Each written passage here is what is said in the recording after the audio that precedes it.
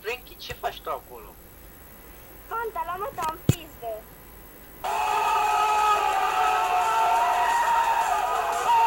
Doamne, dar toată lumea nebunit până și Frankie, dar mai întâi văd un om pe stradă care țipă apă plată. Nu e nimeni pe stradă să mă vadă în cadă. Apă plată, mă! Și acum și un abonat.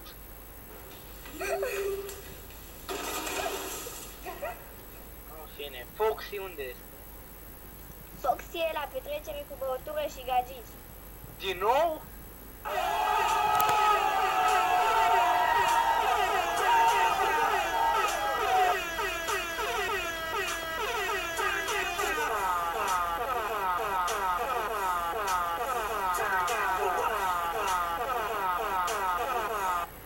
Dar tu ce faci acolo? Endoskeleton. Fac endoskeleton. Hai că te las să-ți faci treaba. Băutură, băutură și manele și femei de 7 stele. Băutură, băutură și gagici, nu m-aș mai lega de ai. Iar ai început cu băutura.